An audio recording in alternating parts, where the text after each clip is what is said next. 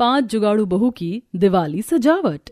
पांचों बहुएं बाहर आंगन में बैठकर चूल्हे पर खाना बना रही थी। सीमा चूल्हे पर रोटियां सेक रही थी और पायल सिलबट्टे पर चटनी पीस रही थी। हम तो आज फिर से सूखे दाल चावल बना रहे हैं, लेकिन मुझे तो कहीं से लजीज खुशबू आ रही है ना? मुझे लगा सिर्फ मुझे ही आ रही है। अब तो हर रोज हर किसी के घर में अलग अलग तरह का खाना बनता होगा। हर कोई पकवान बनाते होंगे। त्योहारों का महीना जो चल रहा है। सच्ची दीदी, और हमें देखो हमारे कैसे दिन हैं। अभी भी हम सूखे दाल चावल पर ही अटके हैं। अब हम क्या कर सकते हैं, जैसे हालात होते हैं उसी के हिसाब से इंसान को रहना पड़ता है। तभी उनकी नजर पड़ोस के बच्चों पर जाती है जो दशहरे के लिए रावण बना रहे थे। अरे देख, तूने रावण की नाक को मोटा बना दिया, ऐसा पतला कर। क्या यार, तेरे भी कितने नखरे हैं। अभी तो इतनी मुश्किल से नाक बनाकर चिपकाई, अब दोबारा इसको ठीक करना पड़ेगा। मैं तो परेशान हो गया हूँ। मैं नहीं करने वाला अब बार बार। अरे यार, तुम दोनों भी लड़ते रहते हो। अब जैसी भी नाक बनी है ठीक है ना? तेरी नाक भी तो मोटी है चिंटू। सही कहा। सिर्फ मेरी ही नाक नहीं, तुम्हारी दोनों की भी नाक पकौड़े की तरह मोटी है। इस तरह तीनों बच्चे दशहरे के लिए छोटा सा कागज और गत्तों से रावण बना रहे थे। त्योहारों की वजह से हर जगह खुशियों का माहौल था और हर कोई उसके लिए तैयारियों में जुटा हुआ था। वहीं 5 बहुओं के गरीब ससुराल में जरा तंगी चल रही थी। जब पांचों पति शाम को काम से घर वापस लौटते हैं। ये लो, शुक्र है आज पगार मिल ही गई। वैसे भी घर में राशन खत्म होने वाला था, कल जाकर राशन ले आना। अजी, मैं कह रही थी कि अब इतने सारे लगातार त्योहार आ रहे हैं, घर में त्योहारों की भी थोड़ी रौनक होनी चाहिए। आप अपने सेठ से बात करना, अगर जरा हमें अगले महीने का एडवांस मिल जाए तो हमारे त्योहार भी अच्छे से बन जाएंगे। अरे भाग्यवान, एडवांस का तो तुम नाम ही मत लो। ये पगार भी उसने हमें बड़ी मुश्किल से दी है। और भाभी, मेरी पगार तो सेठ ने दी तक नहीं है। कम से कम भैया की पगार दे दी, क्योंकि भैया हमसे कुछ दिन पहले नौकरी करने लगे थे। हाँ, और हमारे वाले सेठ का तो पूछो ही मत, इससे भी ज्यादा ढीठ है। ऐसा ही होता है। दिवाली पर सिर्फ अपने बारे में सोचते हैं। अरे हम जैसे गरीबों का खर्चा कैसे चलता है ये हम ही जान सकते हैं। अगर समय से पगार मिल जाए तो हम भी अपना त्योहार ढंग से मना ले। सही कहा। हर जगह हर घर में त्योहार आने पर चहल पहल हो जाती है, लेकिन हमें देखो, हम किसी भी त्योहार पर कुछ नहीं कर पाते। अब एक दिन बाद दशहरा भी है।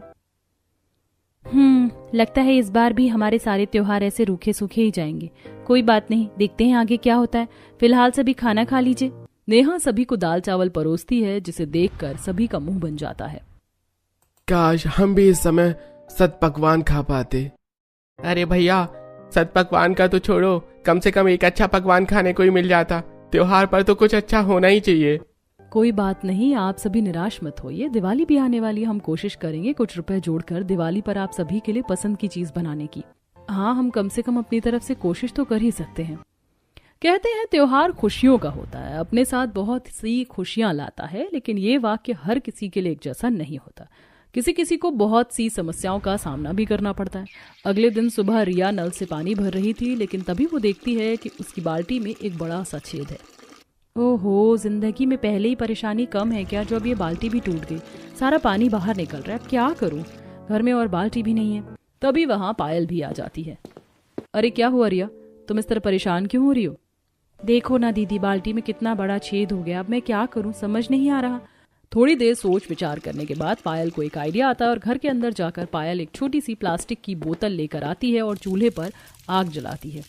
अरे अब आप अचानक से इस बोतल का और आग जलाकर क्या करोगी? तुम बस देखती जाओ मेरा कमाल। चूल्हे पर आग जलाने के बाद वह प्लास्टिक की बोतल को जलाकर उसे पिघला देती है और जल्दी से पिघलता हुआ पदार्थ बाल्टी के छेद पर डाल देती है, जिससे वो गड्ढा भर जाता है और बाल्टी बिल्कुल ठीक हो जाती है। वाह, आपने तो कमाल कर दिया। अब ये बाल्टी बिल्कुल नई जैसी हो गई। उसके बाद रिया उस बाल्टी में पानी भरती है तो पानी बाहर नहीं आता। वहीं दूसरी तरफ घर के अंदर सीमा भी परेशान थी कि घर की खिड़की टूट गई है। यार, अब हम क्या करेंगे? खिड़की भी टूट गई और अब सर्दी भी आने वाली है। हाँ दीदी, अभी खिड़की लगवाने के भी पैसे नहीं है। सर्दी में तो ठंडी ठंडी हवा घर के अंदर आएगी और हम उसकी वजह से ठिठुरते रहेंगे। हमें इस खिड़की के लिए कुछ तो जुगाड़ करना होगा। तभी सुमन हाथ में तेल वाली लोहे की कैन लेकर आती है। अरे चिंता करने की क्या जरूरत है, हमसे अच्छा जुगाड़ भी भला कोई कर सकता है क्या? देखो मेरे पास क्या है, हम इसकी मदद से खिड़की बना देंगे। लेकिन तुम्हारे पास एक कैन आई कहाँ से? अरे याद है जब हम गांव से एक पीपी तेल लेकर आए थे, तब मैंने इसे उठाकर रख दिया था कि आगे जाकर ये काम आ सकती है। वाह, मानना पड़ेगा इतनी पुरानी चीज भी संभाल कर रखी है। चीज तो कोई भी हो संभाल कर रखना चाहिए। तो चलिए फिलहाल हम अपना जुगाड़ शुरू करते हैं। अब वो सभी मिलकर उस लोहे की कैन को काटते हैं और जहाँ खिड़की का कांच टूट गया था वहां पर उसे अच्छे से कील से लगा देते हैं। उसे लगाने के बाद आपने भी बहुत अच्छा जुगाड़ कर दिया। जुगाड़ तो करना ही था, आखिर हम जुगाड़ू बहुएं जो हैं। पूरा दिन काम खत्म करने के बाद रात को मोहल्ले में हर कोई रावण जलाने की तैयारी कर रहा था। आज पड़ोस में सभी ढेर सारे पटाखे लेकर आए थे और हर कोई रामलीला देखने गया था। पांचों बहुएं अपने आंगन में अपनी सास के साथ बैठी थी। देखो सभी आसमान में कितने सुंदर सुंदर पटाखे जलाए जा रहे हैं। ये शायद रॉकेट है। आजकल कितने अलग अलग तरह के पटाखे चल रहे हैं। क्या नजारा देखने में ही कितना सुंदर लगता है। आसमान में फूल की तरह खिल जाते हैं। लेकिन हमें तो अरसा हो गया है पटाखे फोड़े हुए। चिंता मत करो, हमें हार नहीं माननी चाहिए। क्या पता इस बार हमें भी मौका मिल जाए। हाँ, फिलहाल तो सामने बच्चों ने जो रावण बनाया था वो उसे जलाने वाले हैं। उसी का मजा ले लेते हैं। सामने गली में बच्चों ने अपना छोटा सा बनाया रावण रखा था और उसमें कुछ पटाखे लगाए हुए थे। इस रावण को मैं जलाऊंगा। नहीं, इस रावण को तो मैं ही जलाऊंगा। नहीं, तुम दोनों क्यों, इस रावण को तो बल्कि मैं जलाऊंगा। मैंने इसे बनाने में ज्यादा मेहनत की थी।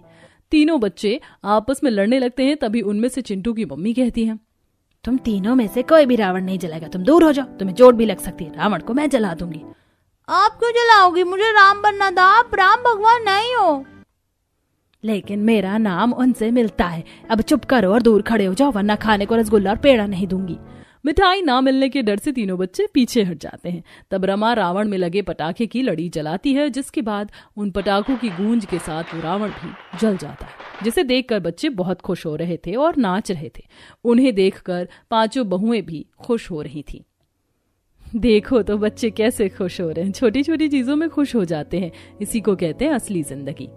हाँ, वरना बड़े होने के बाद तो इंसान एंजॉय करना ही भूल जाता है।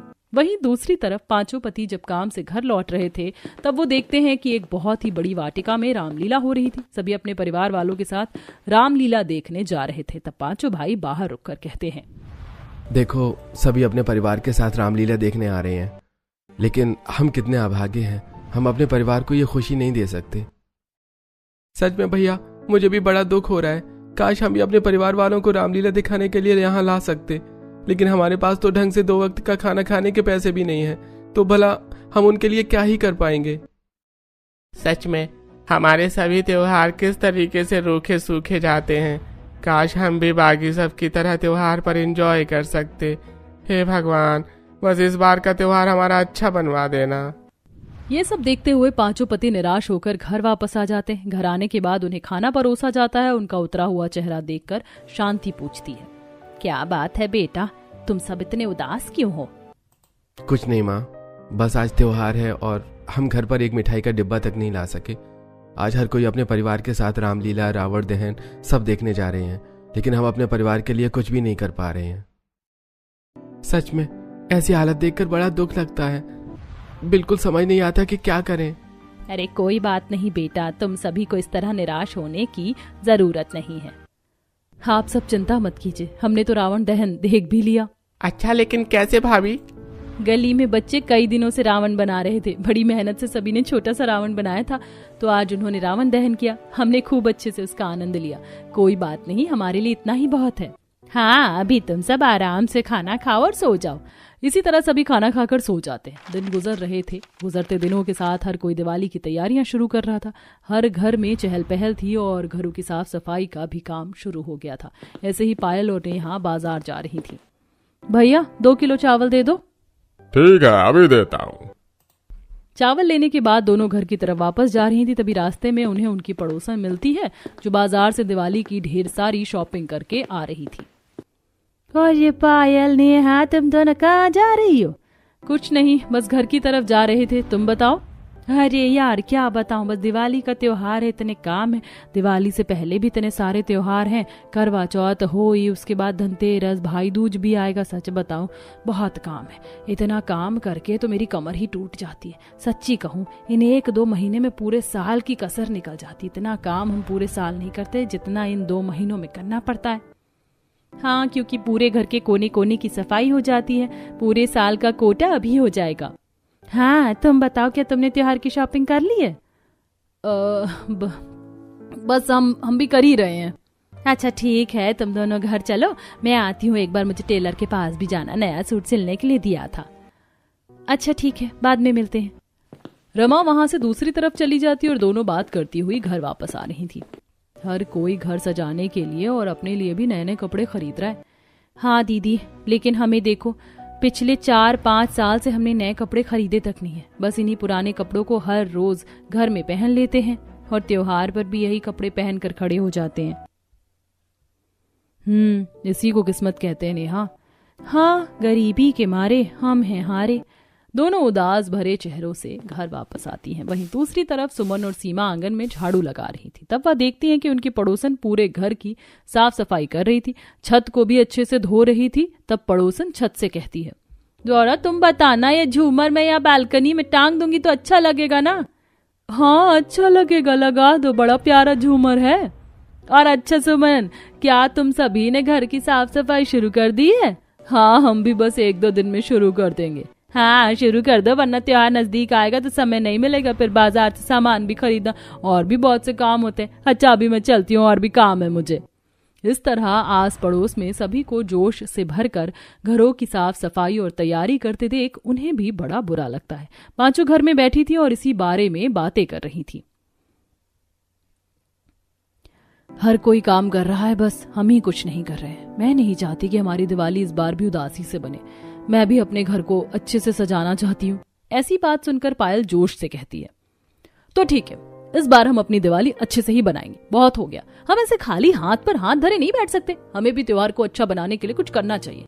आखिर हम सब जुगाड़ू बहुएं हैं, और हम कुछ ना करें ऐसा हो ही नहीं सकता, और कुछ ना कर सके ऐसा कभी कुछ हुआ नहीं। उसका जोश देखकर बाकी सब में भी जोश आ जाता है और अब सभी जोश से कहती हैं, क्या बात है पायल, तुमने तो कितनी शानदार बात कही है। तो ठीक है, हम अभी से ही सब काम शुरू करते हैं। वैसे भी हम पुराने सामान से दिवाली पर घर सजाने के लिए बहुत कुछ बना सकते हैं। तो ठीक है, शुरू करते हैं। उसके बाद पांचों बैठकर सोच विचार करने लगती हैं और घर में जितना भी वेस्ट मटेरियल था, जैसे कि पुरानी साड़ी, प्लास्टिक की बोतल, पुरानी चूड़ियां, पुराने कपड़े, कुछ अखबार, पुराने बल्ब जो खराब हो गए और पुराने दिए और मोमबत्ती आदि सभी सामान इकट्ठा कर लेती हैं। पहले इन सब सामान के बारे में सोचते हैं, इनका क्या कर सकते हैं। थोड़ा सोच विचार करने के बाद, देखो हमारी ये पुरानी साड़ी है जिन्हें हम अब पहनते भी नहीं। इनसे हम दरवाजे और खिड़की के पर्दे बना सकते हैं। शाबाश, अच्छा आइडिया है। पर्दे लगाने के बाद घर में ज्यादा रौनक आती है। पुरानी चूड़ी पर हम उन्हें लपेट कर घर के लिए लटकन वाली झूमर बना सकते हैं। दीवार पर लगाने पर बड़ी अच्छी लगेगी। हाँ, और अखबार से हम सुंदर फूल और डिजाइन बना सकते हैं। देखो मेरे पास ये है कि एक छोटी प्लास्टिक की कैन भी है, इसका हम गुलदस्ता बना सकते हैं। ये तो बहुत अच्छा लगेगा। वैसे भी हमारे घर में एक भी गुलदस्ता नहीं है। बस देखती जाओ, अभी अगर हम सभी मिलकर सोचे तो बहुत कुछ कर सकते हैं।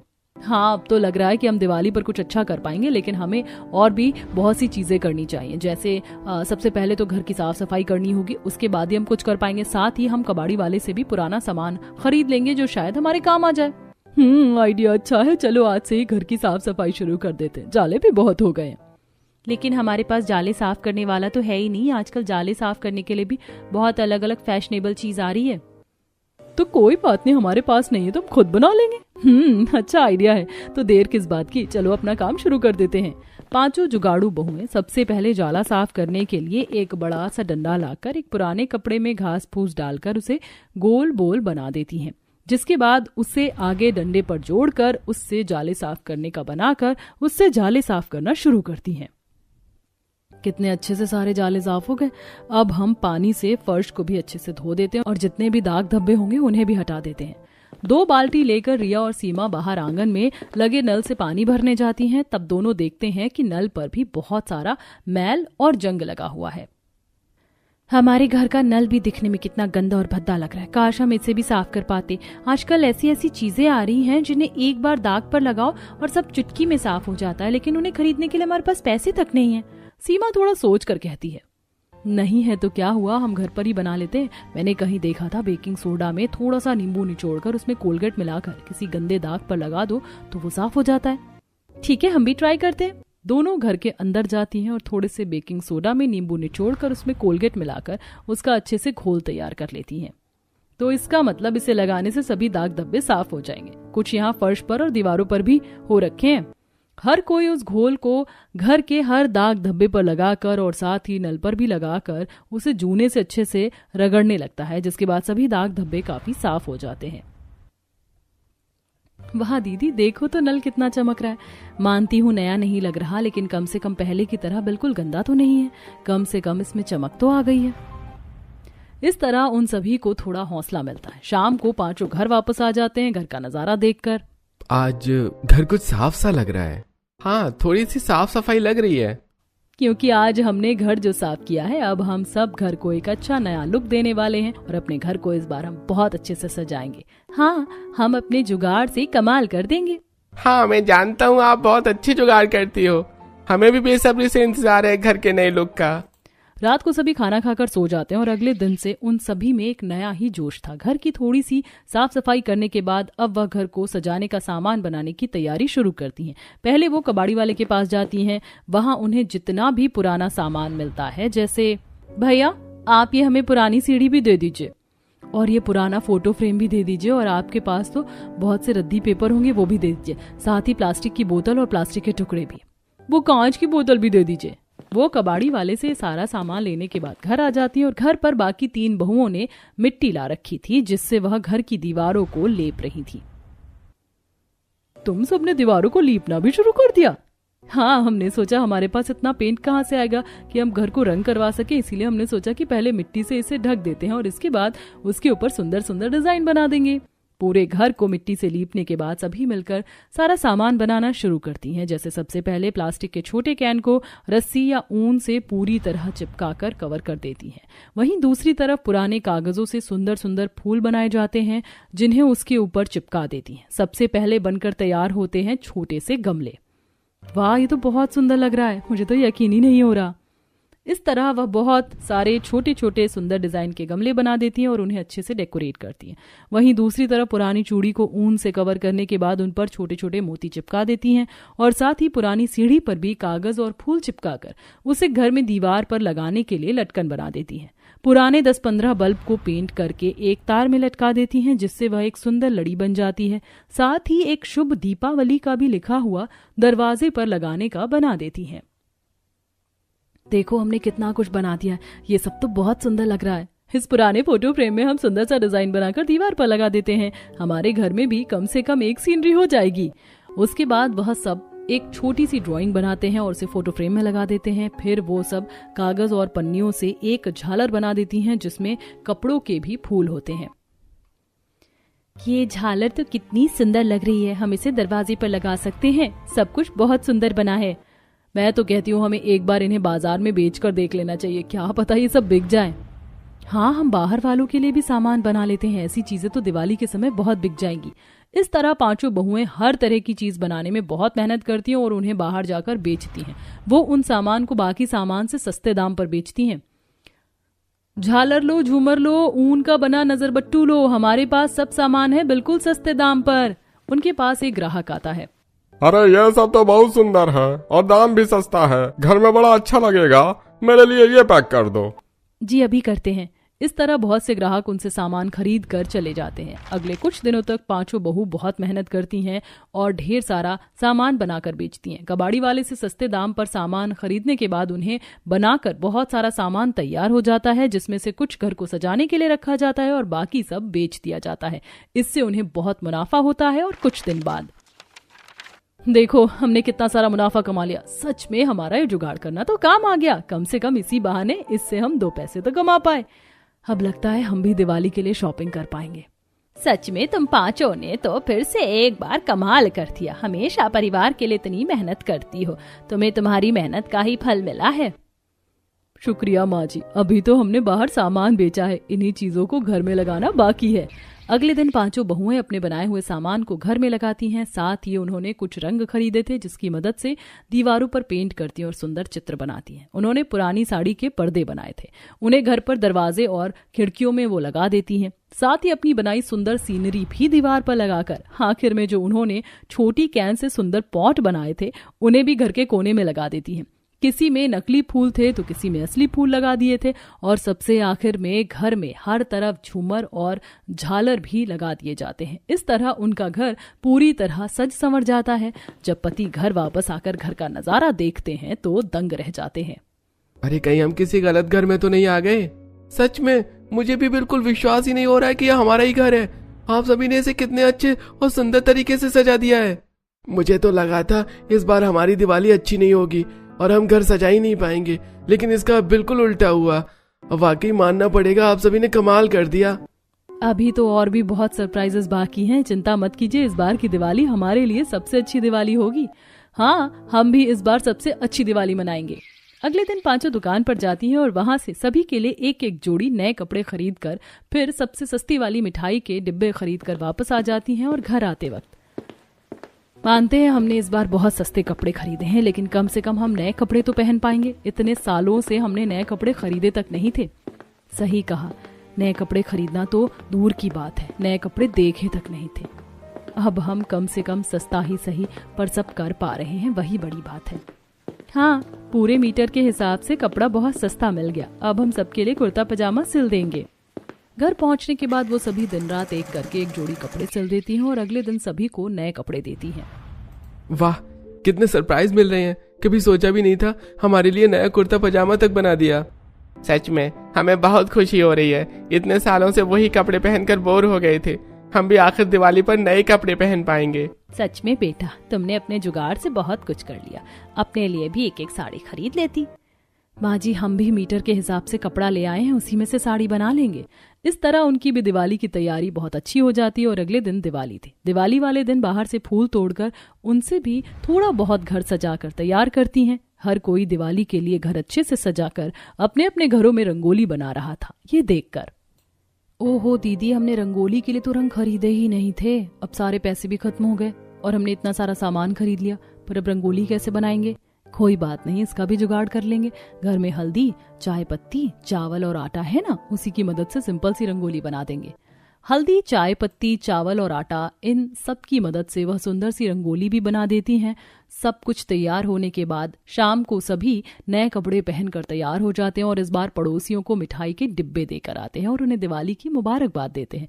थोड़ी देर बाद पांचों बहुएं मिलकर चूल्हे पर सभी के लिए हलवा, पूरी और खीर बना रही थी और सभी को खाना खाने के लिए बुलाती हैं और सब खाना खाने बैठ जाते हैं। सबको गर्मा गर्म खाना परोसती हैं। मजा आ गया, आज तो खाने में बहुत ही अच्छा लग रहा है। कुछ अलग जो खाने को मिला है आज। मुझे विश्वास नहीं हो रहा है कि आज हम पहली बार अच्छा खाना खा रहे हैं। हाँ, आखिरकार हमारी पत्नियों ने हमारे लिए दिवाली वाले दिन पकवान बना ही दिए। हाँ, कम से कम हमें एक दिन के लिए ही सही, लेकिन सूखे दाल चावल से तो छुटकारा मिला। हाँ बिल्कुल, आप सभी मजे से खाना खाइए, फिर हम सब बाहर जाकर सबके साथ दिवाली मनाएंगे। सभी खाना खा लेते हैं और थोड़ी देर बाद उनके घर मिठाई देने के लिए दो पड़ोसन आती हैं। उनका घर देखकर दोनों बहुत हैरान रह जाती हैं।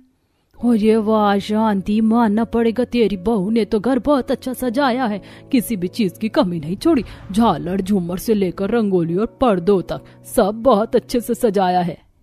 हाँ, घर में छोटे छोटे गमले भी रख दिए और घर में सीनरी भी लगी, बहुत सुंदर बनाई है।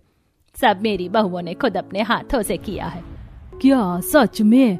यार मानना पड़ेगा, तुमने तो कमाल कर दिया। मेरी बहू ने भी इतना अच्छा घर नहीं सजाया, बस जो हमने ला कर दे दिया था उसे लगा दिया। लेकिन सच में मानना पड़ेगा, तेरी बहुओं ने तो घर को सजाने के लिए जी जान झोंक दी है।